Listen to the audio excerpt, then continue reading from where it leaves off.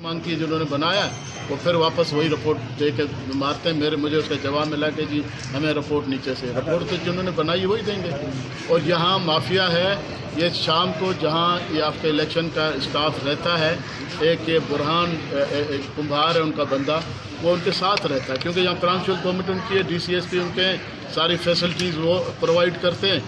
तो हमें इधर उम्मीद नहीं। आज भी मैं आया था कि भाई हमें लिस्ट दें, जो हमारा राइट बनता है कि आपने किस किस की ड्यूटी लगाई है इलेक्शन में, उनके ख़ास जियालों के। यहाँ सिंध में तो ये रवाज है ना, सरकारी ऑफिसर जो है पार्टियों के अहदेदार भी होते हैं या ख़ास तौर टीचिंग स्टाफ में, तो उन लोगों की ड्यूटियाँ लगाई हैं जो पीपल्स पार्टी के अहदेदार हैं। तो हमें कोई उम्मीद नहीं है फेयर इलेक्शन होने की। हम अभी इंतज़ार तो करेंगे कि शायद ये कोई सुधर जाएँ। हमारी पहली डिमांड ये है कि आर्मी पोलिंग स्टेशन के अंदर भी लगे और बाहर भी। अगर ये गड़बड़ करेंगे तो यहाँ झगड़े का ख़तरा है। और ये 8-8, 10-10 SP भेज देते हैं इलेक्शन दिन पे, जो लोगों को रोडों पे हरास करते हैं, ठप्पे मारते हैं। वो कंट्रोल एक SP को, पुलिस को लोग क्या करें। तो सिंध में अभी तक ये ट्रेंड रहा है कि कोई भी इलेक्शन सवाए लाड़काना, वो भी शहर था इसलिए वो जीत गए अब्बासी साहबान, सफदर अब्बासी और अपना मौज़म अब्बासी। तो बाकी कोई इलेक्शन आज तक किसी और ने नहीं जीता है। तो यही सिलसिला है कि यहाँ धांधली हो जाती है। खुद आसिफ जरदारी साहब का कहना है पिछले इलेक्शन में कि RO-DROs के इलेक्शन होते हैं, तो यहाँ ये RO-DROs के फिर इलेक्शन होने जा रहे हैं। हम इसको एतराज़ कर रहे हैं चीफ इलेक्शन कमिश्नर से, इलेक्शन कमीशन से।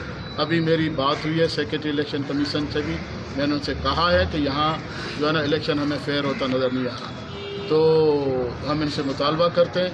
बाकी अगर कुछ हुआ तो उसके ज़िम्मेदार फिर ये अफसरान हैं जो इन्वॉल्व हैं।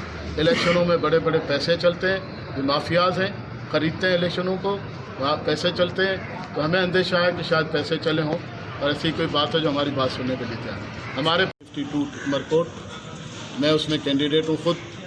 और जब से हम कंप्लेंट्स कर रहे थे, जो शुरू में नॉमिनेशंस हुए थे उसमें भी बड़ी गलतियाँ थी कि उसमें उन्होंने अपने असेट्स ही नहीं शो किए थे, बल्कि एक नाज़िम साहब कैंडिडेट बने तो उसने ये नहीं लिखा था कि मैं नाज़िम हूँ, चेयरमैन हूँ ज़िले का। तो इस तरह की कई चीज़ें थी। उस वक्त एक का उन्होंने रिजेक्ट किया, वो भी ऐसे ही ग्राउंड्स देखे कि वो बहाल हो गया, तो वो चलें। हमने उसको तो सामने कहा चलो इलेक्शन लड़ लेते हैं। हम जो कंप्लेन कर रहे हैं आपके पोलिंग स्टेशंस के, 4 पोलिंग स्टेशंस एक जगह पर रखे हुए। अली मर्दान शाह साहब जो थे उनके अपने ज़मीनों के ऊपर लोगों को आना मुश्किल हो जाता है। दूसरी वेरो एक जगह, वहाँ भी 7,000 वोट एक पोलिंग स्टेशन पे। हम कंप्लेन करके थक गए मगर टिस से मिस नहीं, इलेक्शन कमीशन को नहीं देते। तो इसलिए जो है वो हमें इलेक्शन रिग होता हुआ, इलेक्शन चोरी होता हुआ नजर। तो क्या आप मुतालबा करेंगे कि इनकी रखे मुलाजमीन? देखिए हम तो चेंज के लिए लिख के थक गए। ये हमारे शाह साहब जो हैं, ये हमारे वो जो जज साहब थे लड़काना के, उनके दामाद हैं। इनका तो रिकॉर्ड यही है कि ये हैं कि खुद पीपल्स पार्टी के, तो हमें कहाँ से इनसे उम्मीद है कि ये फेयर इलेक्शन करेंगे। और जो DRO साहब है उनका भी कोई रिकॉर्ड अच्छा नहीं है। तो हमारा तो मुतालबा है, मगर कोई सुनने वाला इस मुल्क में हो तो ना। बाद में कहते हैं कि जब इंक्वायरी करा रहे हैं, बंदा मर जाता फिर इंक्वायरी होती है, फिर घर तक खा के चले जाते हैं चावल खा के।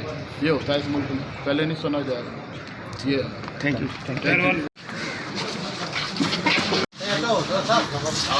लोग